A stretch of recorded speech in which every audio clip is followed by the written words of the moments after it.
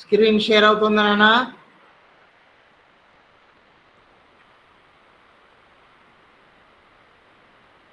Screen open అయింది sir.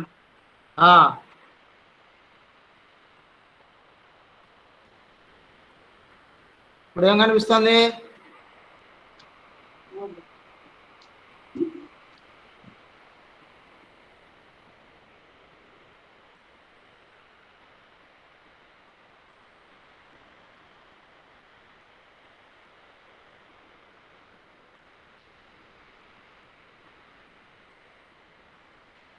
Okay, good evening students.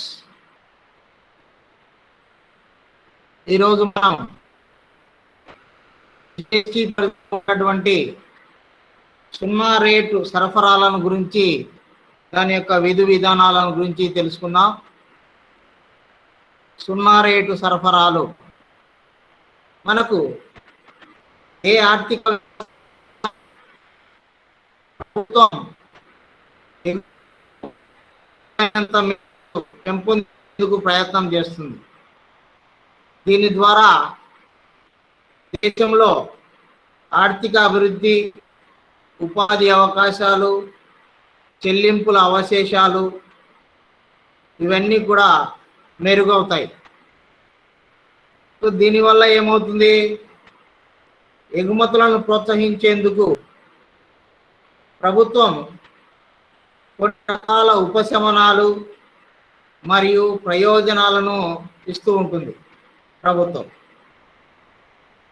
వీటిని GST పరిధిలో ఉండేటువంటి సున్నా సరఫరాలు అనేవి ఒక ముఖ్యమైనటువంటి అంశం.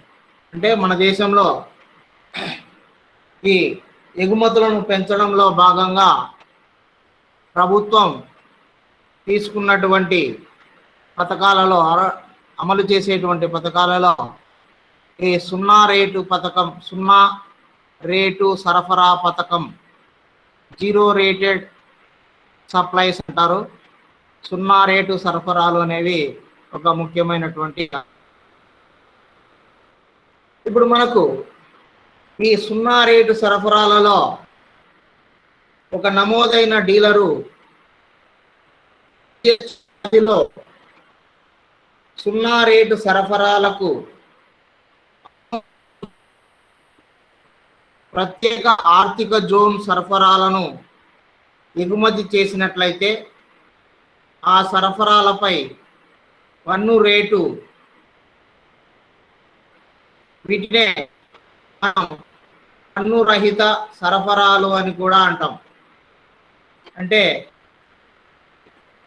ఎగుమతులు కానీ సెజ్జులకు సంబంధించినటువంటి సంస్థలకు సరఫరా చేసినటువంటి వస్తు సేవలను మనము సున్నా రేటు సరఫరాలు అంటాము.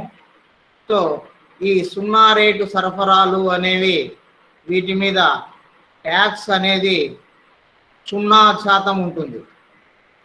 0%. అంతేకాకుండా వీటి మీద ఒకవేళ వారు ట్యాక్స్ చెల్లించినా కూడా ఆ ట్యాక్స్ తిరిగి వాపసు పొందేటువంటి సౌకర్యం అనేది ఈ సున్నా రేటు సప్లైలకు ఇవ్వడం జరిగింది. కాబట్టి ప్రత్యేక ఆర్థిక జోన్ల అభివృద్ధికి చేయబడే సరఫరాలు కూడా ఇందులో భాగంగా పరిగణించబడతాయి. ఓకే, సో ఈ సున్నా రేటు సరఫరాలు అనేవి ఇందులో కొన్ని ముఖ్యమైనటువంటి రకాలు ఉన్నాయి. అంటే వీటికి దగ్గర పోలికలు అనేవి ఉన్నాయి. మనకు జిఎస్టి రకరకాల సున్నా రేటు సమాంతరంగా కొన్ని ఉన్నాయి. అవి వాటికి ఏమిటి అనేది మనం ఇప్పుడు చూసినట్లయితే, మనకు రేటు లేని సరఫరాలు, పన్ను రహిత సరఫరాలు, మినహాయించబడిన సరఫరాలు, సున్నా రేటు సరఫరాలు, ఈ 4 కూడా అన్నీ ఒకే రకంగానే కనిపిస్తాయి మనకు. కానీ అవి చట్టంలో ఇంప్లిమెంట్ చేసేటువంటి స్థాయిలో మధ్య కొద్దిగా తేడా అనేది ఉంది. ఆ తేడా అనేది ఏమిటి అంటే, మొదట అర్థం, మీనింగ్ తీసుకున్నట్లయితే రేటు లేని సరఫరాలు అంటే ఏమిటంటే వాటికి జిఎస్టి అనేది వాటి మీద జిఎస్టి అనేది 0% విధిస్తారు. వాటి మీద 0% అంటే ఇవి జిఎస్టిలో ఉంటాయి కానీ 0 రేట్ సర్వీసెస్ అన్నమాట. అందుకే వాటిని నిల్ రేటెడ్ సప్లైస్ అంటారు. నెక్స్ట్ రెండవది నాన్ ట్యాక్సబుల్ సప్లైస్ అంటే పన్ను రహిత సరఫరాలు. ఈ పన్ను రహిత సరఫరాలు అనేవి ఇవి జిఎస్టి పరిధిలోకి రావు. అసలు జిఎస్టి అసలు విధించరు వీటి మీద, ఈ వస్తువుల మీద. వాటిని నాన్ ట్యాక్సబుల్ సప్లైస్ అంటారు. నాన్ ట్యాక్సబుల్ సప్లైస్ అంటారు. నెక్స్ట్ మూడో కేటగిరీ మినహాయించబడిన సరఫరాలు, ఎగ్జెంప్ట్ సప్లైస్. ఎగ్జెంప్ట్ సప్లైస్ అంటే మనకు జిఎస్టి నుంచి మినహాయింపు చేయబడినటువంటివి, జిఎస్టి చెల్లించాల్సిన అవసరం లేదు వీటి మీద, వాటిని ఎగ్జాంపుల్ సప్లైస్ అంటారు. నెక్స్ట్ ఇంకా 0 రేటు సరఫరాలు అంటే ఎగుమతులు మరియు సెజ్జులకు సరఫరా చేసినటువంటి సరఫరాలను 0 రేటు సరఫరాలు అంటారు. ఓకే, ఇక వీటికి ఇన్పుట్ క్రెడిట్ లభ్యత అనేది మనం చూసినట్లయితే ఇన్పుట్ క్రెడిట్ అవైలబిలిటీ మనకు స్క్రీన్ మీద కనిపిస్తుంది చూడండి. క్రెడిట్ అవైలబిలిటీ, ఇన్పుట్ పన్ను ఎవరెవరికి లభిస్తుంది. ఇప్పుడు నిల్ రేటెడ్ సప్లైస్కి అయితే ఈ ఇన్పుట్ క్రెడిట్ అవైలబుల్ అనేది లేదు, అవైలబిలిటీ. నెక్స్ట్ నాన్ ట్యాక్సబుల్ సప్లైస్కి అయితే వీటికి కూడా లేదు, అంటే ఇన్పుట్ పన్ను వాపసు అనేది వీళ్ళు కూడా పొందడానికి వీలు లేదు. తర్వాత మినహాయించబడిన సప్లైస్, ఎగ్జాంపుల్ సప్లైస్కు వీటికి కూడా ఇన్పుట్ పన్ను వాపసు అనేది లేదు. తర్వాత 0 రేటెడ్ సప్లైస్ అయితే అంటే ఎగుమతులకు సెజ్జులకు సరఫరా చేసేటువంటి వస్తు సేవల మీద ఇన్పుట్ పన్ను వాపసు అనేది ఉంటుంది. ఇన్పుట్ పన్ను వాపసు అనేది ఉంటుంది. ఇక జిఎస్టి అప్లికబిలిటీ అంటే జిఎస్టి యొక్క అనువర్తన అనేది ఏ వాటికి ఉంటుంది అంటే మనకు రేటు లేని సరఫరాలు జిఎస్టి పరిధిలోనే ఉంటాయి. నాన్ ట్యాక్సబుల్ సప్లైస్ అంటే సరఫరాలు అనేవి జిఎస్టి పరిధిలో ఉండవు, ఇవి జిఎస్టి పరిధిలో ఉండవు. నెక్స్ట్ ఎగ్జెంప్ట్ సప్లైస్ అనేవి మనకు జిఎస్టి పరిధిలోనే ఉంటాయి, జిఎస్టి పరిధిలోనే ఉంటాయి. నెక్స్ట్ కూడా జిఎస్టి పరిధిలోనే ఉంటాయి. అంటే ఇక్కడ మనకు రెండవ రకం అంటే నాన్ ట్యాక్సబుల్ సప్లైస్, పన్ను రహిత సరఫరాలు తప్ప మిగిలినవన్నీ జిఎస్టి పరిధిలో ఉంటాయి. నెక్స్ట్ ఉదాహరణ తీసుకున్నట్లయితే మనకు నిల్ రేటెడ్ సప్లైస్కు హోటల్లో గదిని అద్దెకు తీసుకున్నాము అకండి. ఫర్ ఎగ్జాంపుల్ ఇప్పుడు హోటళ్లలో రూము మనం రకరకాల రెంట్స్ ఉంటాయి. కొన్ని హోటళ్లలో 500 ఉంటుంది, కొన్ని హోటళ్లలో 1000 రూపాయలు ఉంటుంది, కొన్ని హోటళ్లలో 2000, 3000 అలా ఉంటాయి రూముకు. సో అయితే మనము జిఎస్టి చట్టంలో రూము అద్దె 1000 రూపాయల కంటే హోటళ్లలో జిఎస్టి అనేది వసూలు చేయబడదు. అంటే 1000 రూపాయల కంటే తక్కువ ఉన్నట్లయితే రూమ్ రెంట్ హోటల్లో ఆ హోటల్ వాళ్ళు కస్టమర్ దగ్గర నుంచి జిఎస్టి వసూలు చేయకూడదు. అదే 1000 రూపాయల కంటే ఎక్కువ ఉంటే అలాంటి సమయంలో కస్టమర్ నుంచి జిఎస్టీ వసూలు చేయాలి. సో అది nil rated supplies. Next, non taxable సప్లైకి ఉదాహరణ ఎగ్జాంపుల్ ఏమిటంటే, ఇప్పుడు పెట్రోలియం ఉత్పత్తులు, మానవులు సేవించే మద్యం, ఇవన్నీ కూడా నాన్ ట్యాక్సబుల్ సప్లైస్. వాటి మీద జిఎస్టీ అనేది విధించరు. నెక్స్ట్, మూడో కేటగిరీ మినహాయింపు సరఫరాలకు ఉదాహరణ ఏమిటి అంటే, inward supplies from unregistered dealer. అంటే ఎవరైనా రిజిస్ట్రేషన్ చేసుకోనటువంటి వ్యక్తి దగ్గర నుంచి కొనుగోలు చేస్తే అలాంటి వ్యక్తికి జిఎస్టీ చెల్లించాల్సిన అవసరం లేదు. ఎందుకంటే రిజిస్ట్రేషన్ ఎవరైతే చేసుకోలేదో వారు కొనుగోలుదారుల నుంచి జిఎస్టీ వసూలు చేయడానికి వీలు లేదు అనే విషయం మనకు తెలుసు జిఎస్టీ చట్టం ప్రకారం. ఓకే, నాలుగవది జీరో రేటెడ్ సప్లైస్ సంబంధించిన ఉదాహరణ వచ్చేసి exporting of goods, export of shoes to south Africa. South ఆఫ్రికాకు షూస్ ఎగుమతి చేయడం, బూట్లను తయారు చేసి ఎగుమతి చేయడం. సో ఈ విధంగా మనకు ఈ 4 కూడా మనకు ఒకే రకంగానే కనిపిస్తాయి, కానీ వీటి మధ్య కొద్దిగా తేడా అనేది ఉంది. ఇప్పుడు మనకు జీరో రేటు సరఫరాల విషయంలో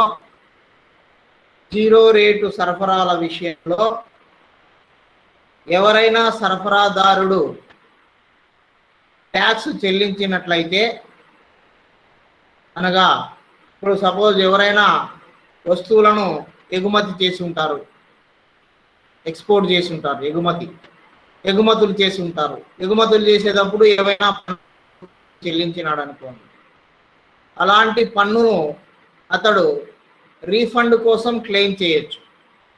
అంటే ఆ పన్నును వాపసు పొందడానికి దరఖాస్తు పెట్టుకోవచ్చు ప్రభుత్వానికి. ప్రభుత్వం పన్ను వాపసు చేస్తుంది. అదే జీరో రేటెడ్ 0 రేటు సరఫరాలు అంటాం. అంటే ఇక్కడ మనకు 0 రేటు సరఫరా జరిపే సరఫరాదారులు వాపసులను క్లెయిమ్ చేసుకోవచ్చు. అంటే వాళ్ళు కట్టినటువంటి ట్యాక్స్ వాపసుకు క్లెయిమ్ చేసుకోవచ్చు. అంటే జిఎస్టీ పరిధిలో 0 రేటు సరఫరా కొరకు ఉపయోగించిన వస్తు సేవలపై ఉపయోగించే ఇన్పుట్ పన్నును కూడా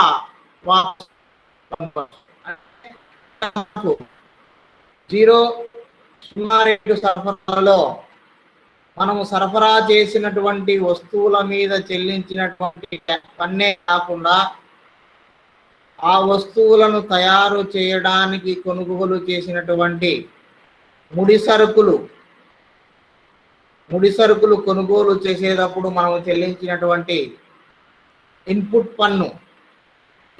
పన్నును కూడా వాపసు పొందడానికి మనకు. కాబట్టి ఉదాహరణకు ఒక బూట్లు తయారు చేసేటువంటి ఉత్పత్తిదారుడు ఆ బూట్లను దుబాయ్కి ఎగుమతి చేస్తున్నాడు అనుకోండి. బూట్లు తయారు చేసి ఇండియా నుంచి. ఆ బూట్లు తయారు చేయడానికి అతనికి అవసరమైనటువంటి ముడి పదార్థం ఏది? సోల్, చర్మం. సో చర్మం కావాలి. సో చర్మం ఇక్కడ కొనుక్కుంటాడు. ఆ చర్మాలను కొనుగోలు చేసేటప్పుడు అవసరమైనటువంటి పన్నులు చెల్లిస్తాడు. ఓకే, సో ఇప్పుడు అతను బూట్లను తయారు చేసి దుబాయ్కి అమ్ముతున్నాడు కాబట్టి అతను అమ్మేటప్పుడు ఏదైనా ట్యాక్సులు చెల్లిస్తే ఆ ట్యాక్సులను వాపసు పొందడానికి అతడు 2 పద్ధతుల్లో ప్రయత్నం చేయొచ్చు. అతనికి 2 అంశాలు సహకరిస్తాయి. ఓకే, ఈ 2 పద్ధతుల్లో ఏదో ఒక పద్ధతి ద్వారా అతడు అతను పన్నును పొందవచ్చు అన్నమాట. ఓకే. సో కాబట్టి ఆ ఆప్షన్స్ ఏమిటంటే, ఒకటి ఎవరైతే ఎగుమతి చేస్తున్నారో ఆ ఎగుమతిదారుడు బాండు ద్వారా లేదా ఎల్యుటి ద్వారా, అంటే బాండు ఈ ప్రభుత్వానికి సమర్పించి ట్యాక్స్ చెల్లించకుండా ఎగుమతులు చేసిన తర్వాత అతడు చెల్లించినటువంటి ఇన్పుట్ పన్నును వాపసు పొందవచ్చు. అంటే అవుట్పుట్ ట్యాక్స్ చెల్లించకుండా బాండు రాసి ఇవ్వడం, బాండు రాసి ప్రభుత్వానికి సబ్మిట్ చేసి సో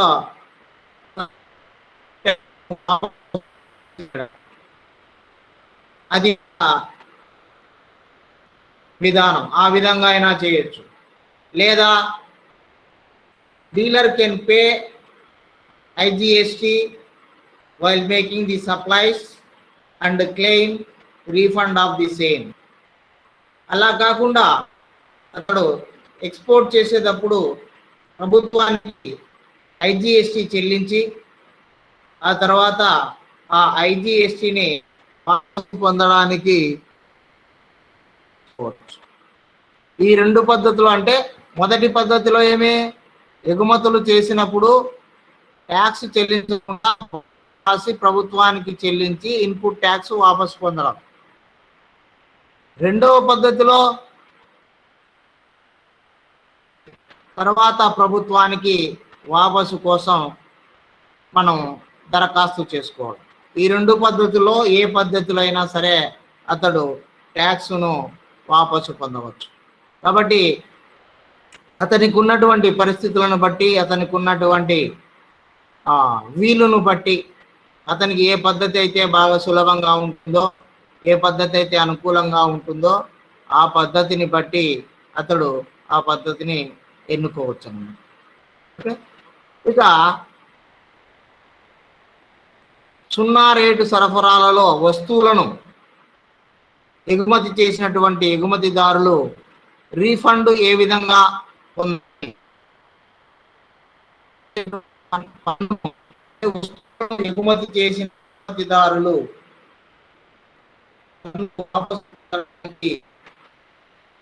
ఎలాంటి పద్ధతిని పాటించాలి, ఎలాంటి ప్రొసీజర్స్ చెబుతోంది, ఏ పద్ధతులు పాటించాలి అంటే ఈ under GST law the process of claiming refund has been made easy for the export dealers. So మనకు జిఎస్టి లాలో ఇది రీఫండ్, పన్ను వాపసు పొందే ప్రక్రియ అనేది చాలా సులభతరం చేశారు. ఈ ఎగుమతిదారులు లేదా వస్తువులను సరఫరా చేసే సరఫరాదారులు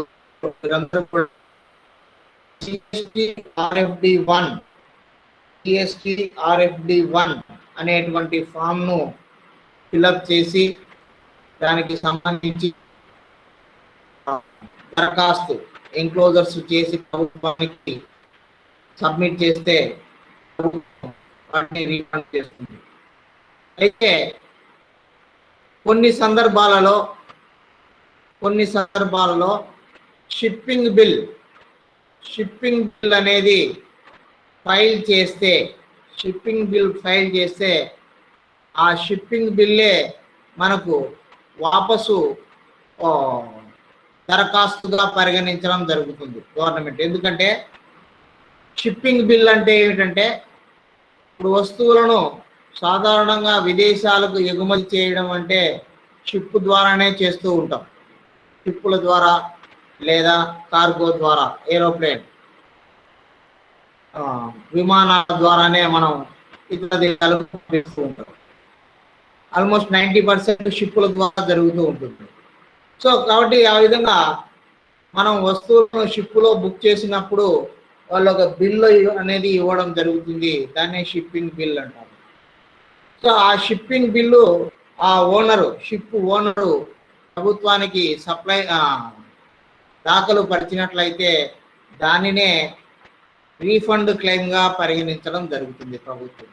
అంటే ఫలానా వస్తువులను ఫలానా వ్యక్తి సరఫరా చేసిన వస్తువులను మేము భారతదేశం నుంచి దుబాయ్కి తీసుకెళ్తున్నాము అని వాళ్ళు ఆ షిప్పింగ్ బిల్లులో ఉంటుంది. కాబట్టి ఆ షిప్పింగ్ బిల్లులో ఎవరి పేరైతే ఉంటుందో ఆ వ్యక్తులకు ఆ ట్యాక్స్ అనేది వాపసు ఇవ్వడం ప్రభుత్వం వాపసు ఇవ్వడం అనేది జరుగుతుంది. కాబట్టి మళ్ళా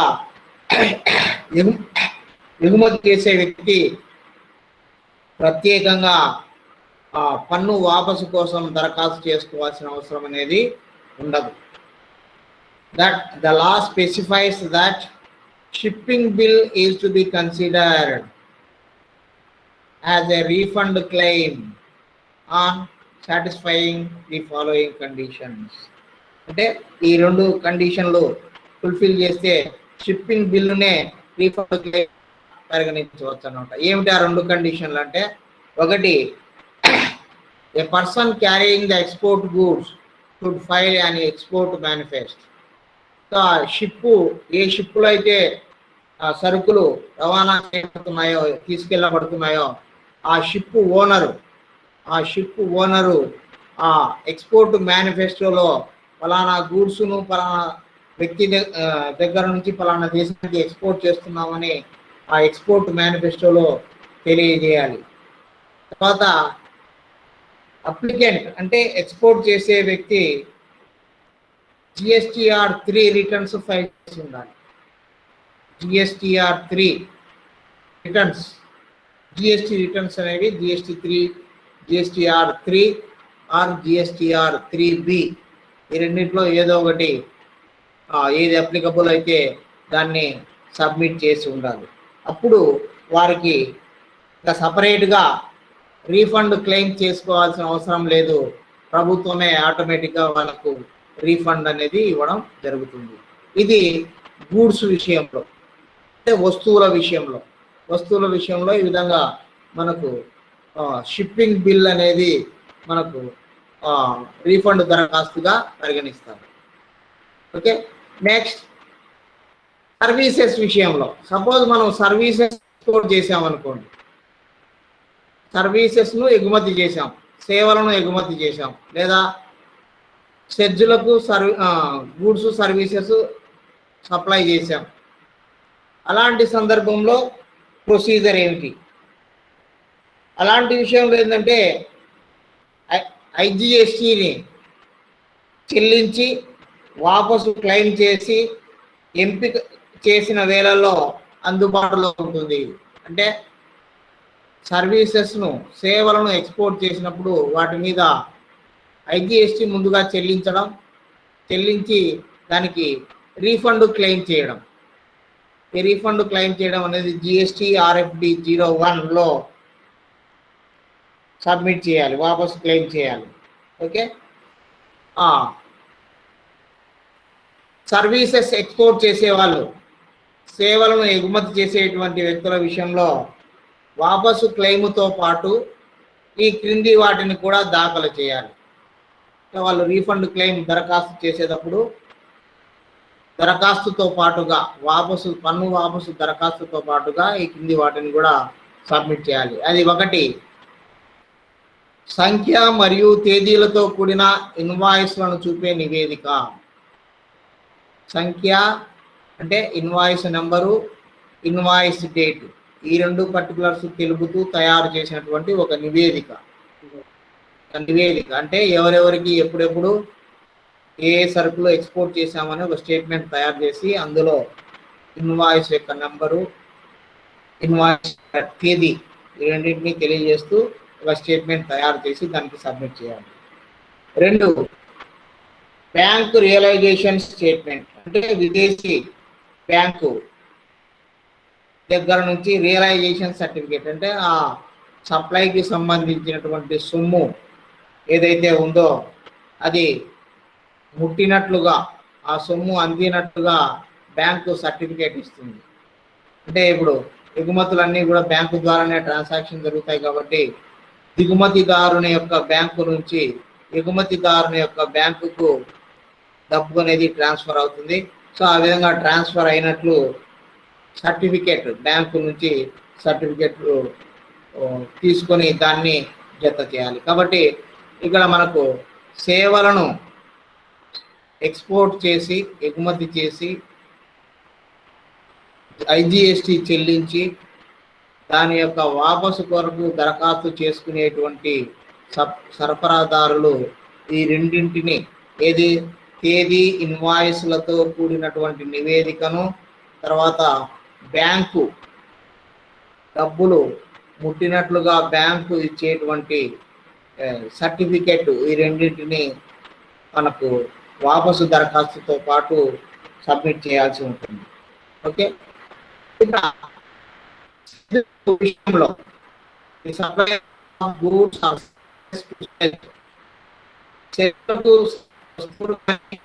సేవలు కానీ సరఫరా చేసినటువంటి వ్యక్తులు రీఫండ్ కోసం క్లెయిమ్ చేసేటప్పుడు వారు కట్టినటువంటి పన్ను యొక్క రీఫండ్ కోసం దరఖాస్తు చేసేటప్పుడు ఆ దరఖాస్తుతో పాటుగా ఈ క్రింది అంశాలు కూడా దానికి జత చేయవలసి ఉంటుంది. అవి ఏమిటంటే, నెంబర్ 1,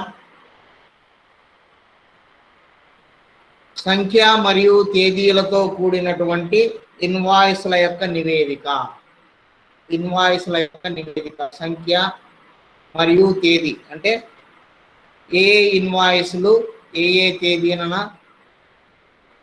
నెంబర్, ఆ ఇన్వాయిస్ నెంబర్తో కూడినటువంటి ఇన్వాయిస్ల అన్ని కలిపి ఒక నివేదిక తయారు చేసి స్టేట్మెంట్ తయారు చేసి ఆ స్టేట్మెంట్ను సబ్మిట్ చేయాలి. 2, proof of receipt of goods or services అంటే సరుకులు అందినట్లుగా, సరుకులు ముట్టినట్లుగా, చేసినట్లుగా ఒక ప్రూఫ్, ఆ ప్రూఫ్ అనేది సబ్మిట్ చేయాలి. ఆ ప్రూఫ్ ఆ సెజ్ యొక్క ఆఫీసర్ ధృవీకరించాలి. అంటే సరుకులు సరఫరా చేసినటువంటి సరుకులు మాకు చేరినవి, అందినవి అనే సంస్థ ధృవపత్రాన్ని ఇస్తే దాన్ని సెజ్ అధికారి కూడా ధృవీకరించాలి. అది రెండవది. నెక్స్ట్ 3వది చెల్లింపుల వివరాలు. చెల్లింపులు ఏ విధంగా చేశారు, వాళ్ళు సరుకులు లేదా సేవలు సరఫరా చేశారు, దానికి సంబంధించి చెల్లింపులు ఎలా చేశారు, నగదు చెల్లించారా, బ్యాంక్ అకౌంట్లో వేశారా, ద్వారా చెల్లించారా, తర్వాత ఏ తేదీన చెల్లించారు, ఇవన్నీ వివరాలు కూడా మనకు వాటితో పాటు సబ్మిట్ చేయాలి. Next number 4, the declaration that SEZ or developer of SEZ has not claimed the input tax credit of the taxes paid by the supplier. So ఒక డిక్లరేషన్ కూడా ఇవ్వాల్సి ఉంటుంది ఈ మూడింటితో పాటు. ఏమని, సెజ్ డెవలపరు, సెజ్ కానీ ఆ సెజ్ అభివృద్ధిదారుడు కానీ, సెజ్ అభివృద్ధిదారుడు కానీ ఇన్పుట్ పన్ను క్లెయిమ్ చేయలేదు అన్నట్లు సెజ్ లేదా అభివృద్ధిదారు నుంచి చేయబడిన డిక్లరేషన్, ఇన్పుట్ పన్ను వాపసు క్లెయిమ్ చేయడం లేదని ఒక డిక్లరేషన్ అనేది సెజ్జు లేదా సెజ్జు యొక్క అభివృద్ధిదారుడు డిక్లరేషన్ ఇవ్వాల్సి ఉంటుంది. ఈ 4ంటిని సప్లైదారుడు అంటే సెజ్కు ఎవరైతే వస్తు సేవలను సరఫరా చేస్తున్నారో 0 రేటెడ్ సప్లైస్ కింద, అతను ఐజిఎస్టి వాపస్ కోసం, రీఫండ్ కోసం అతను క్లెయిమ్ చేసేటప్పుడు ఆ క్లెయిమ్తో పాటుగా ఈ 4 వాటిని జతపరచాల్సి ఉంటుంది. ఏవి 4? 1, నివేదిక, ఇన్వాయిస్ల నెంబర్లు మరియు ఇన్వాయిస్ల తేదీలు ఉండేటువంటి ఒక నివేదికను క్లెయిమ్ వాపసు దరఖాస్తుతో పాటు జత చేయాలి. 2,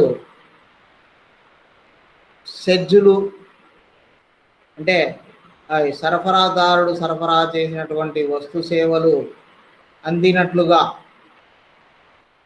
సెజ్ ఆఫీసర్స్ ధృవీకరిస్తూ ఒక ప్రూఫ్, ఫలానా సరుకులు, ఫలానా వ్యక్తి సరఫరా చేసినటువంటి సరుకులు ఫలానా సెజ్కు చేరినవి, అందినవి అని తెలియజేస్తూ ఒక ప్రూఫ్ సబ్మిట్ చేయాలి.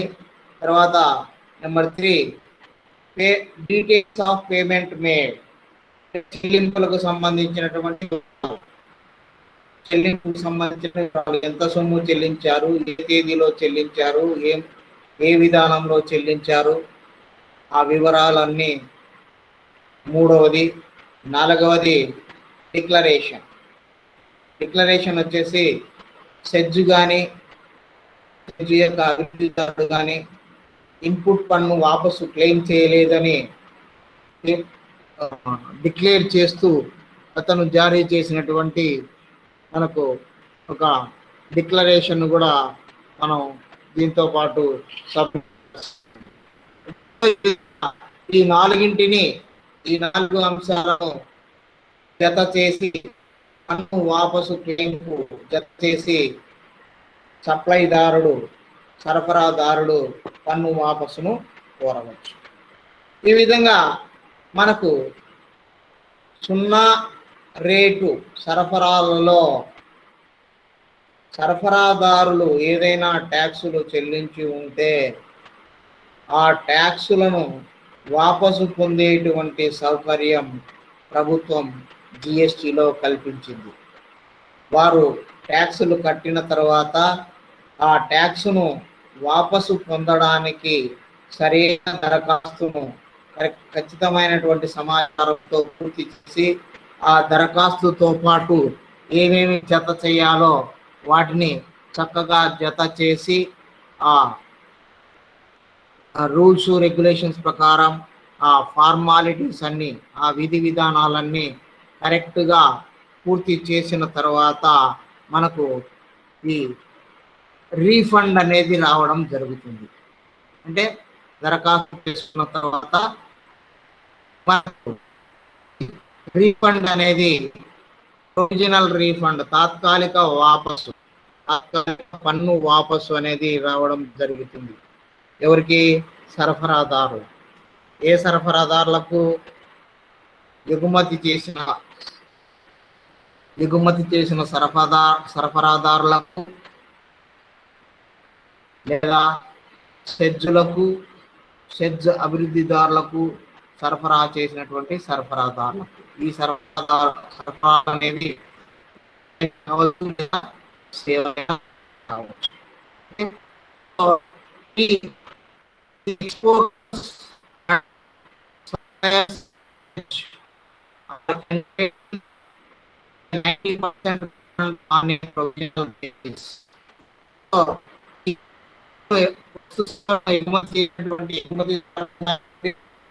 లేదా స్పెషల్ ఎకనామిక్ జోన్స్ సెజ్లకు సరఫరా చేసినటువంటి సరఫరాదారులు కానివ్వండి, వారు చెల్లించినటువంటి పన్నులో 90% వరకు పన్నును వాపసు పొందేటువంటి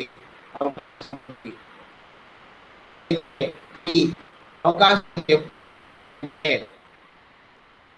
వారు అన్ని దరఖాస్తును పూర్తి చేసి ఆ దరఖాస్తుతో పాటు వారు జత చేయవలసినటువంటి అన్నింటినీ కూడా సక్రమంగా జత చేసి వాళ్ళు దరఖాస్తు చేసుకున్నటువంటి 7 రోజుల్లోగా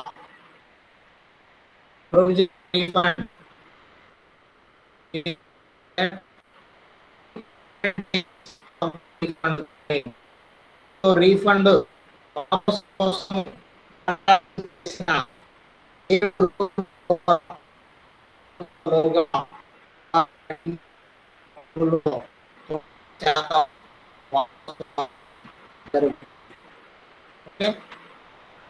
the amount of provisional refund is credited directly to the claimant's bank account. ప్రభుత్వం చేస్తుంది అంటే నేరుగా నేరుగా ఆ క్లయింట్ అంటే సరఫరాదారుని యొక్క బ్యాంక్ అకౌంట్ డైరెక్ట్ గా జమ చేయడం జరుగుతుంది.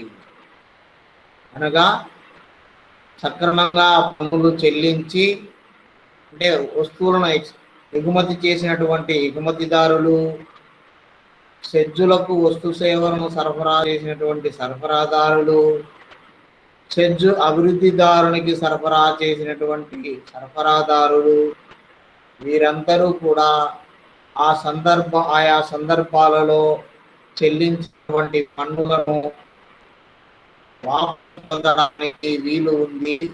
ఆ పన్ను వాపసు పొందడానికి దరఖాస్తు చేసుకొని ఆ దరఖాస్తుతో పాటు ఏవేవైతే జత చేయాలో మనం ఇంతకు ముందు అనుకున్నట్లుగా ఇన్వాయిస్ల నివేదిక, తర్వాత మనకు ఈ బ్యాంకు క్లియరెన్స్ సర్టిఫికెట్, తర్వాత సెజ్ యొక్క ధృవీకరణ, చెల్లింపుల వివరాలు, ఓకే, తర్వాత ఇన్పుట్ పన్ను క్లెయిమ్ చేయనట్లుగా ధృవీకరణ, ఇవన్నీ కూడా కరెక్ట్గా అన్ని తయారు చేసి పన్ను వాపసు దరఖాస్తుకు జత చేసినట్లయితే 7 రోజులలోగా మనం దరఖాస్తు చేసిన 7 రోజులలోగా ఆ పన్ను అనేది 90%, 90% మనం చెల్లించిన పన్నులో అంటే సరఫరాదారుడు చెల్లించిన పన్నులో 90% 7 రోజుల లోపల వాపసు రావడానికి అవకాశం ఉంటుంది. ఈ 7 ప్రభుత్వం దీన్ని జమ చేస్తుంది. అయితే ఇక్కడ ఒక కండిషన్ ఉంది. There is a condition attached to the provisional refunds. దీనికి ఒక కండిషన్ పెట్టింది ప్రభుత్వం. ఏమిటి ఆ కండిషన్ అంటే, ఎవరైతే రీఫండ్ కోసం దరఖాస్తు చేస్తున్నారో the provisional refund is not granted has been prosecuted for any offense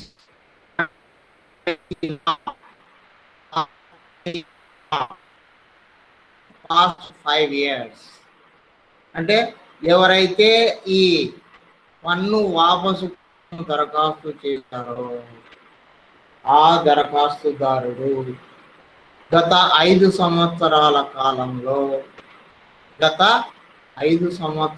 కాలంలో జిఎస్టి చట్ట ప్రకారం కానీ లేదా ఇతర చట్టాల ప్రకారం కానీ, జిఎస్టి చట్ట ప్రకారం కానీ లేదా జిఎస్టి రాకముందు ఉన్నటువంటి వివిధ చట్టాల ప్రకారం కానీ చర్యలు తీసుకోనటువంటి వ్యక్తి ఉండాలి. అంటే వాళ్ళు ప్రాసిక్యూట్ చేయనటువంటి వ్యక్తి ఉండాలి. ప్రాసిక్యూట్ చేసి ఉంటే అంటే చట్ట ప్రకారం కేసు ఫైల్ చేసి నడిచి ఉంటే గత 5 సంవత్సరాల్లో అతని మీద ట్యాక్స్ విషయంలో అంటే పన్ను ప్రభుత్వానికి సరిగా చెల్లించలేదని అతని కేసు ఫైల్ చేయబడి ఉంటే అలాంటి వారికి ఫండ్ రీఫండ్ ఇవ్వకూడదు, రాదు. అనగా అతడు గత 5 సంవత్సరాలలో చట్ట ప్రకారం ఎలాంటి ప్రాసిక్యూషన్ను చేసి ఉండకూడదు. అంటే చట్టాన్ని అతిక్రమించి లేదా చెల్లించకుండా ప్రాసిక్యూషన్ చేయబడి ఉండకూడదు. ఒకవేళ అలా చేయబడి ఉంటే ప్రాసిక్యూషన్ చేయబడి ఉంటే, విచారణ చేయబడి ఉంటే అలాంటి వ్యక్తికి ఈ పన్ను వాపసు అనేది రాదు. తాత్కాలిక పన్ను వాపసు అనేది ఇవ్వబడదు. ఎందుకంటే ఇది తాత్కాలిక పన్ను వాపసు మనం దరఖాస్తు చేయగానే వెంటనే ఇచ్చేస్తున్నారు. ఎందుకంటే మనకు లేట్ కాకుండా ఎందుకు మనం ఎగుమతిదారులకు ప్రభుత్వం ఎంకరేజ్ చేస్తుంది అనుకున్నాం కదా. సో కాబట్టి ఎంకరేజ్ చేయడములో భాగంగా వాళ్ళకు రావలసిన వాటిని త్వరగా మంజూరు చేస్తే వాళ్ళు మరింత ఎగుమతులు చేయడానికి. కానీ సో దానికోసమే ఈ ప్రొవిజనల్ అంటే తాత్కాలికంగా పన్ను వాపసు 7 రోజుల లోపల ఇచ్చేస్తారు. కానీ ఇలా ప్రాసిక్యూషన్ చేయబడినటువంటి వ్యక్తులు ఎవరైనా ఉంటే వారికి తాత్కాలిక పన్ను వాపసు ఉండదు. అంటే వాళ్ళ దరఖాస్తులన్నీ పరిశీలన చేసి ఎంక్వైరీ చేసి, ఎందుకంటే ప్రాసిక్యూషన్ చేసినారు కాబట్టి అతనిని ఇప్పుడు వెంటనే డబ్బు ఇవ్వరు. అన్ని దానికి సమయం పడుతుంది. సో సమయం పడుతుంది కాబట్టి అతనికి లేట్ అవుతుంది. కారణం ఏమిటి? అతడు ఇంతకు ముందు చట్ట వ్యతిరేక కార్యకలాపాలకు పాల్పడి ఉండవచ్చు, లేదా పన్ను ప్రభుత్వానికి చెల్లించవలసిన పన్నును ఎగ్గొట్టి ఉండవచ్చు, లేదా అతడు సరిగా రిటర్నులు సరిగా దాఖలు చేసి ఉండకపోవచ్చు, లేదా ప్రభుత్వానికి తప్పుడు సమాచారం ఇచ్చి ఉండవచ్చు. ఏ చట్ట వ్యతిరేక కార్యకలాపం కింద అయినా సరే ప్రభుత్వం చేత ప్రాసిక్యూట్ చేసి ఉండవచ్చు. అలా ప్రాసిక్యూట్ చేయబడినటువంటి వ్యక్తులు అలా ప్రాసిక్యూట్ చేయబడినటువంటి వ్యక్తులకు తాత్కాలిక పన్ను వాపసు అనేది చెయ్యరు. ఎందుకంటే ఈ తాత్కాలిక పన్ను వాపసు అనేది ఎవరైతే చట్ట ప్రకారం అన్ని రూల్స్ రెగ్యులేషన్స్ అన్ని నిబంధనలు పాటించి చక్కగా వ్యాపారం చేసి, చక్కగా ట్యాక్సులు వసూలు చేసి, ట్యాక్సులు టైం ప్రకారం కట్టి, చక్కగా సమాచారాన్ని ప్రభుత్వానికి అందజేసి, ప్రకారం చట్టానికి అనుకూలంగా చట్టము చెప్పినట్లుగా అన్ని తప్పకుండా చేయటువంటి మంచి వ్యాపారస్తుల కోసం ఈ ప్రొవిజనల్ రీఫండ్ అనేటువంటి ఆ తాత్కాలిక పన్ను వాపసు అనేటువంటి ఈ విధానాన్ని ప్రవేశపెట్టారు. చట్టాన్ని వ్యతిరేకించి, చట్టాన్ని దుర్వినియోగం చేసి, చట్టంలో పాటించవలసిన నియమ నిబంధనలు పాటించకుండా చట్టాన్ని తప్పుదోవ పట్టించి, ప్రభుత్వాన్ని తప్పుదారి పట్టించి, ప్రభుత్వానికి చెల్లించవలసిన ట్యాక్సులు ఎగ్గొట్టేటువంటి వ్యక్తులకు ఈ ప్రొవిజనల్ పన్ను వాపసు అనేది వర్తించదు. వాళ్ళకి ఏంటంటే అవన్నీ కూడా చాలా డీటెయిల్గా వెరిఫై చేసి మనకి గ్యారంటీగా వస్తుందంటే ఇస్తారు. తాత్కాలికంగా వెంటనే ఇవ్వరు. ఇప్పుడు ఇదేంది 7 రోజుల లోపలనే చేస్తారు. అన్నీ సక్రమంగా ఉంటే, వాడు సక్రమంగా లేడు కాబట్టి, ఇంతకుముందు ప్రభుత్వం చేత ప్రాసిక్యూట్ చేయబడిన వ్యక్తి కాబట్టి అతనికి వెంటనే పన్ను చెల్లింపు చేయడం అనేది జరగదన్నమాట. కాబట్టి ఇది మనకు 0 రేటు సరఫరాలకు సంబంధించినటువంటి నియమ నిబంధనలు. జిఎస్టి చట్టంలో 0 రేటు సరఫరాలు అనేవి వాటికి సంబంధించినటువంటి విధి విధానాలు. కాబట్టి ప్రభుత్వము ఎప్పటికీ కూడా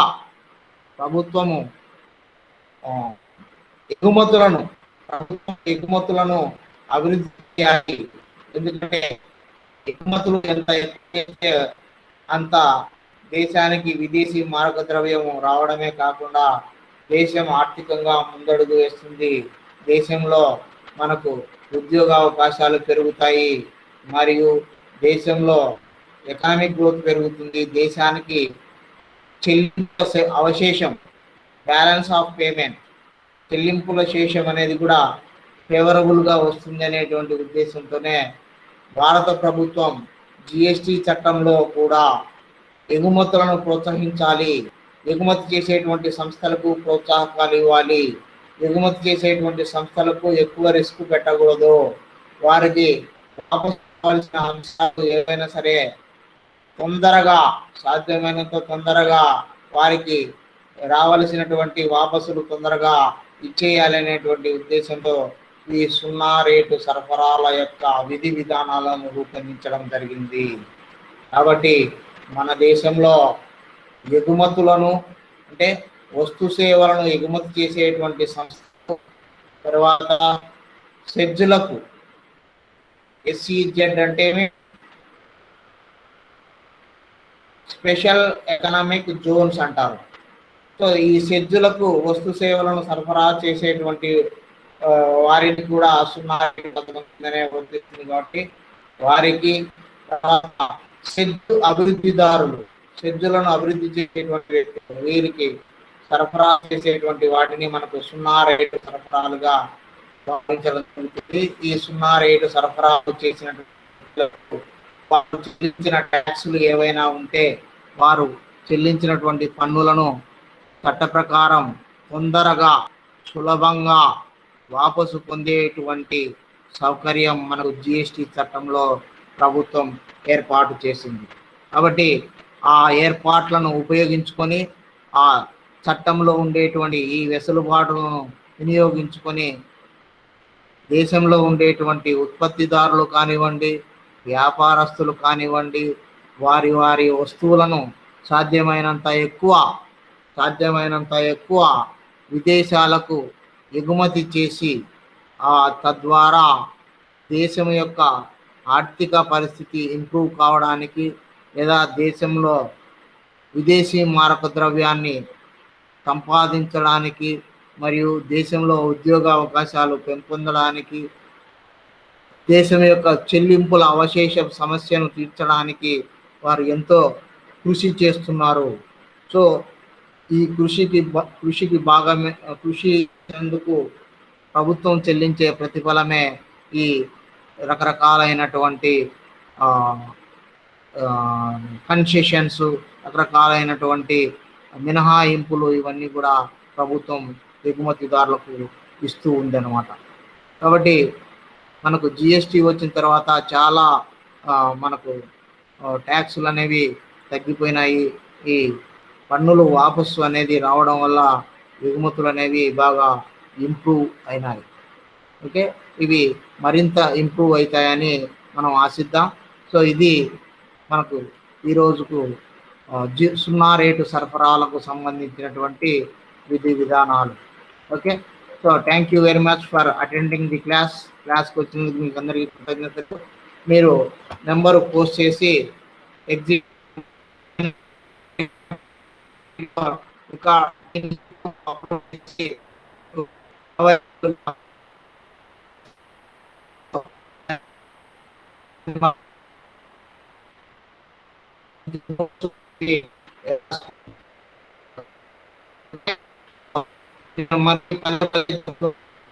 మిత్రులకు చెప్పండి.